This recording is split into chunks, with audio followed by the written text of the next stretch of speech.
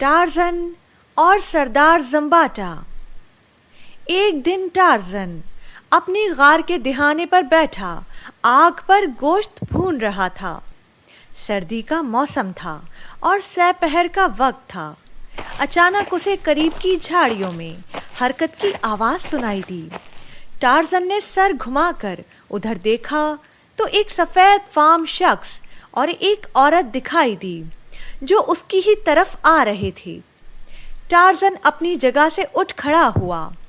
اس سفید فام جوڑے کے عقب میں منکو بندر بھی تھا جو خاصے جوش میں معلوم ہو رہا تھا۔ یہ جوڑا ٹارزن کے پاس پہنچا اور انہوں نے سلام کیا۔ ٹارزن نے جواب دیتے ہوئے ان سے خیریت پوچھی۔ منکو بندر نے کچھ بتانا چاہا مگر ٹارزن نے ہاتھ کے اشارے سے انہیں منع کر دیا۔ سفید فام شخص نے بتایا کہ اس کا نام جونس ہے اور اس کے ساتھ اس کی بیوی ماریا ہے۔ وہ دونوں اپنے ذاتی جہاز میں سفر کر رہے تھے کہ اس کا ایندھن ختم ہو گیا۔ مجبوراً انہیں جنگل کے بڑے میدان میں اترنا پڑا۔ بڑی مشکل سے انہوں نے اپنا جہاز زمین پر اتارا۔ جوں ہی جہاز کا انجن بند ہوا تو اس نے دیکھا کہ جنگل کی گھنی جھاڑیوں میں سے کئی جنگلی نکلے اور انہوں نے جہاز کو گھیرے میں لے لیا۔ وہ کہیں بھاگ نہ سکتے تھے۔ خوفزدہ ہو کر کافی دیر تک جہاز کے اندر ہی دبکے رہے۔ جب جنگلیوں نے دیکھا کہ جہاز کے مسافر باہر نہیں نکل رہے تو انہوں نے جہاز پر حملہ کر دیا اور کھڑکیوں کے شیشے توڑ ڈالے۔ جونس کو نہ چاہتے ہوئے بھی جہاز سے باہر نکلنا پڑا۔ جنگلیوں نے جونس کو حراست میں لے لیا۔ وہ آپس میں نامانوس زبان میں باتیں کر رہے تھے۔ اچانک ان کی نظر ماریا پر پڑی جس کی گود میں معصوم بچہ سویا ہوا تھا۔ انہوں نے جھپٹ کر بچے کو اپنے قبضے میں لے لیا اور دونوں میاں بیوی کو چھوڑ کر جنگل میں جانے لگے۔ جونس نے لپک کر اپنا بچہ چھڑانا چاہا تو انہوں نے اس کے سر پر ضرب لگا کر اسے بے ہوش کر دیا۔ ماریا تو پہلے ہی خوف سے کانپ رہی تھی۔ بچے کو جنگلیوں کی گرفت میں دیکھ کر بے ہوش ہو گئی۔ جونس نے بتایا کہ جب ماریا اسے ہوش دلانے کی کوشش کر رہی تھی کہ اسی وقت یہ بندر کہیں سے نمودار ہوا اور اس نے کوئی بوٹی مجھے سنگھائی جس سے مجھے ہوش آ گیا۔ بندر نے ہمیں کہا جو کچھ ہوا وہ میں نے دیکھ لیا ہے، آپ لوگ فکر نہ کریں، میں آپ کو جنگل کے بیٹے کے پاس لے جاتا ہوں، وہ آپ کی مدد کرے گا۔ ٹارزن، ہمیں اپنا بچہ واپس چاہیے، صحیح سلامت، کیا تم ہماری مدد کرو گے؟ ماریا جلدی سے بولی۔ ٹارزن نے جواب دینے سے پہلے منکو کی طرف دیکھا۔ سردار، یہ سب سردار زمباٹا کا کیا دھرا ہے، منکو بندر نے جلدی سے بتایا۔ ٹارزن نے ہونٹ چبایا اور بولا، آپ لوگ میرے پاس چلے آئے، یہ اچھا ہوا۔ بہرحال اب یہاں آرام کیجیے، میں ابھی سردار زمباٹا کے پاس جاتا ہوں۔ وہ ذرا موٹے دماغ کا شخص ہے، اسے سمجھانا تھوڑا سا مشکل ہے مگر خیر، آپ لوگ کسی قسم کی فکر نہ کریں۔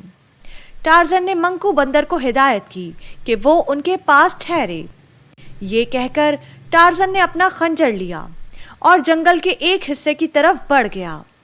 کچھ دیر میں وہ درختوں کی شاخوں پر جھولتا ہوا ایک جنگلی قبیلے کی طرف جا رہا تھا۔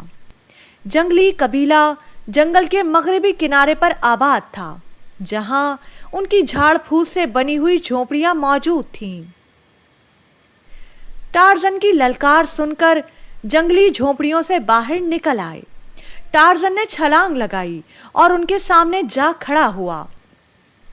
ایک بوڑھا جنگلی تیزی سے آگے بڑھا۔ خوش آمدید دوست، آج یہاں کیسے آنا ہوا؟ ٹارزن نے اس کے ساتھ ہاتھ ملایا اور کہا، جامبا، تم سے مل کر خوشی ہوئی، میں سردار زمباٹا سے ملنے آیا ہوں۔ اس نے ایک مسافر جوڑے کا بچہ اغوا کر لیا ہے، مجھے وہ بچہ واپس چاہیے۔ جامبا اس کی بات سن کر پریشان ہو گیا اور بولا، ٹارزن، تم جانتے ہو کہ سردار زمباٹا بے حد ضدی اور خود غرض ہے۔ اس کے دماغ میں یہ خیال پیدا ہو گیا کہ سفید بچے کے خون میں غسل کرنے سے اس کا سیاہ رنگ ہمیشہ کے لیے گورا ہو جائے گا۔ وہ اب بھلا تمہیں وہ بچہ کیوں واپس دے گا؟ ٹارزن یہ سن کر غصے میں آ گیا اور تیز لہجے میں بولا، زمباٹا کو وہ بچہ واپس دینا ہی ہوگا، کیونکہ میں اس کے والدین سے وعدہ کر کے آیا ہوں۔ ویسے بھی میں اپنے جنگل میں کسی معصوم کا خون نہیں بہنے دوں گا۔ کسی جنگلی نے سردار زمباٹا کو ٹارزن کے آنے کی اطلاع کر دی تھی۔ وہ بڑے غرور سے گردن اکڑائے وہاں پہنچ گیا۔ اس نے ٹارزن کی طرف حقارت سے دیکھا اور غرا کر بولا، ٹارزن، ہماری بستی تمہارے جنگل کی حدود سے باہر ہے، یہاں صرف میرا حکم چلتا ہے۔ اگر میں اپنے قبیلے کو حکم دوں تو وہ 1 منٹ میں تمہاری تکہ بوٹی کر ڈالیں۔ خیریت اسی میں ہے کہ تم یہاں سے واپس لوٹ جاؤ۔ ٹارزن جانتا تھا کہ اگر زمباٹا نے قبیلے کو حکم دے دیا تو یقیناً اس کے لیے مشکل پیدا ہو جائے گی۔ اس نے ٹھنڈے دماغ سے کام لیتے ہوئے کہا، واہ زمباٹا سردار، میں تو تمہیں بہادر سمجھتا تھا۔ تم اپنی لڑائی خود لڑنے کے بجائے دوسروں کی مدد لیتے ہو، یہ مجھے معلوم نہیں تھا۔ یہ سن کر زمباٹا آپے سے باہر ہو گیا اور چیخ کر بولا، ٹھیک ہے، تم اور میں دونوں مقابلہ کریں گے، ہمارے بیچ میں کوئی نہیں آئے گا۔ جو دوسرے کو پچھاڑ دے گا وہی اس بچے کا مالک ہوگا۔ ٹارزن نے فوراً ہاں کر دی اور دونوں ایک دوسرے کے مد مقابل آن کھڑے ہوئے۔ سردار زمباٹا کے ہاتھ میں تیز نوکیلا نیزہ تھا جس پر سرخ کپڑے کی جھالریں لٹک رہی تھیں۔ وہ نیزہ ہوا میں لہراتا ہوا آگے بڑھا۔ جو ہی اس نے وار کیا، ٹارزن نے جھکائی دے کر خود کو بچا لیا اور گھٹنے کی ضرب اس کے پیٹ میں لگائی۔ زمباٹا درد سے چیخ اٹھا مگر جلد ہی سنبھل گیا۔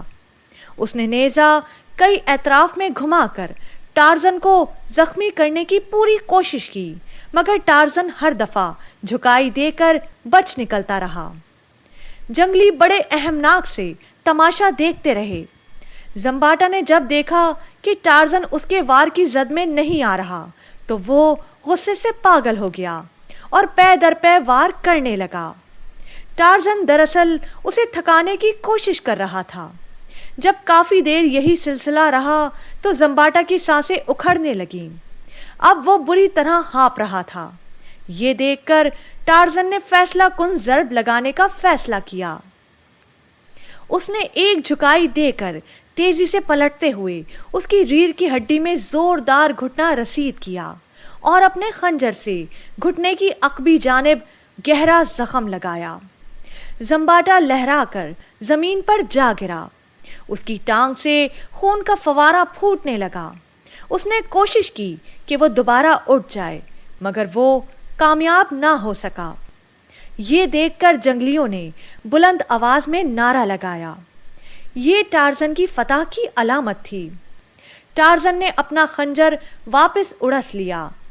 جامبا آگے بڑھا اور اس نے سردار زمباٹا کے ہاتھ سے نیزہ چھین لیا اور اعلان کیا کہ شکست خوردہ شخص ہمارا سردار نہیں ہو سکتا، لہٰذا نئے سردار کے انتخاب کے لیے کل مقابلہ کیا جائے گا۔ زمباٹا نے اپنی شکست تسلیم کر لی اور بچہ ٹارزن کے حوالے کر دیا۔ ٹارزن بچے کو لے کر واپس غار پر آیا۔ جونس اور ماریا نے جب اپنے بچے کو دیکھا تو وہ خوشی سے دیوانے ہو گئے۔ ٹارزن نے انہیں رات اپنے پاس مہمان ٹھہرایا اور اگلی صبح جنگل کے باہر شہر جانے والے راستے پر چھوڑ آیا۔ دونوں نے ٹارزن کا بے حد شکریہ ادا کیا۔